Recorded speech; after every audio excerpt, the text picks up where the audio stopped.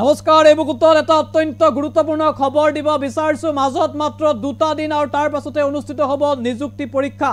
11 লাখ পৰীক্ষাৰ্থীয়ে পৰীক্ষা দিবলৈ সাজু হৈছে কিন্তু নিযুক্তি পৰীক্ষাত আপুনি অৱতীৰ্ণ হোৱাৰ পূৰ্বে জানি লওক প্ৰায় 10টাকৈ গুৰুত্বপূৰ্ণ নিয়ম অন্যথা আপুনি বিপদত পৰিব হয়তো 2 বছৰলৈ আপুনি আৰু পৰীক্ষা দিব নোৱাৰিব পাৰে হয়তো আপুনি জেলৰ ভাত খাবলগীয়া হ'ব পাৰে অসম চৰকাৰ এতিয়া ইতিমধ্যে কঠোৰ হৈছে অসম চৰকাৰ ফালৰ পৰা জৰুৰী নিৰ্দেশনা আগছে নিযুক্তি পৰীক্ষা দিবলৈ যোৱাৰ পূৰ্বে এই জাননীখন আপোনাৰ বাবে অত্যন্ত গুৰুত্বপূৰ্ণ অসম চৰকাৰৰ ফালৰ পৰা গুৰুত্বপূৰ্ণ জাননী এই মুহূৰ্তত দিয়া হৈছে 10টাকৈ নিয়ম বান্ধি দিয়া হৈছে পৰীক্ষা দিবলৈ যোৱাৰ আগত প্ৰতিগৰাকী পৰীক্ষাৰ্থীয়ে জাননীখনৰ বিষয়ে জানি লওক অন্যথা আপুনি বিপদত পৰিব যদি আপুনি 15 তাৰিখে পৰীক্ষা দিব বিচাৰিছে তেতিয়া হলে সতৰ্ক হওক সাৱধান হওক আৰু জানি লওক অসম চৰকাৰে কেগতীয়াকৈ প্ৰকাশ কৰা 10টাকৈ গুৰুত্বপূৰ্ণ নিয়ম বিগ আপডেট এনি টক্সৰ দৰ্শকৰ বাবে নিযুক্তি পৰীক্ষা দিবলৈ যোৱাৰ পূৰ্বে জানি লওক 10টা নিয়ম অন্যথা 2 বছৰলৈ আপুনি দিব নোৱাৰিব নিযুক্তি পৰীক্ষা কঠোৰ হৈছে এতিয়া অসম চৰকাৰ পৰীক্ষাত যদি আপুনি নকল কৰি ধৰা পৰে তেতিয়া হলে হ'ব 3 বছৰৰ কাৰাদণ্ড নকল কৰি ধৰা পৰিলে ভৰিব লাগিব পৰীক্ষাৰ্থীয়ে ন্যূনতম 1 লাখ টকাৰ জৰিমনা একেদৰে কুচক্ৰ আৰু নকলত যদি জড়িত হয় তেতিয়া হলে 10 বছৰ পৰ্যন্ত জেল হ'ব পাৰে পৰীক্ষাৰ্থীৰ কুচক্ৰ আৰু নকলত জড়িত হলে 10 কোটি পৰ্যন্ত হ'ব জৰিমনা নকল কাৰ্য লিপ্ত থকা বুলি প্ৰমাণ হলে 2 বছৰলৈ পৰীক্ষা দিব নোৱাৰিব কোনো পৰীক্ষাৰ্থীয়ে পৰীক্ষকে কুচক্ৰত জড়িত হলে গেৰুৱাব ঘৰৰ সম্পত্তি 10 বছৰ জেল 10 কোটি পৰ্যন্ত হ'ব জৰিমনা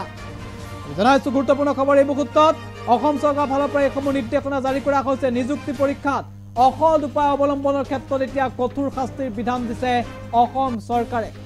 নিযুক্তি পৰীক্ষাত অসৎ উপায় প্ৰতিৰোধী ব্যৱস্থা আইন চৰকাৰ ইতিমধ্যে প্ৰকাশ কৰিছে এই আইনখনৰ ক্ষেত্ৰত কেতবোৰ নিৰ্দেশনা দিয়া হৈছে যত কোৱা হৈছে যে পৰীক্ষাৰ্থীয়ে নকল কৰিব নোৱাৰিব নকল কৰিলে 3 বছৰ পৰ্যন্ত জেল হ'ব ন্যূনতম 1 লাখ টকাৰ জৰিমনা আৰু জৰিমনা আদায় দিব নোৱাৰিলে 9 মাহ পুনৰ জেল হ'ব হেয়া ধাৰা 10(1)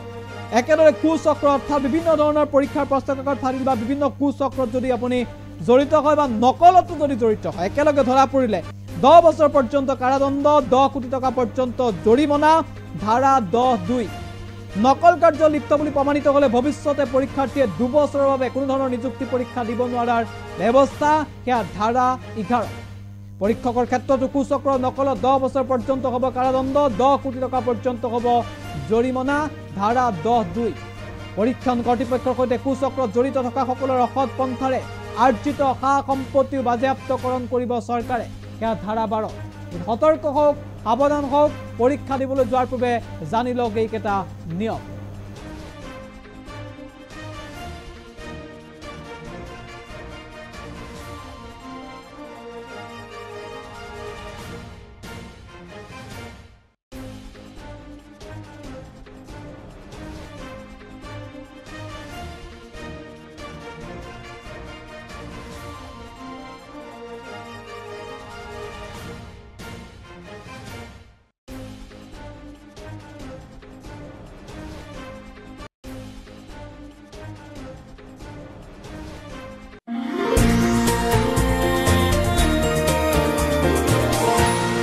এনি টক্স,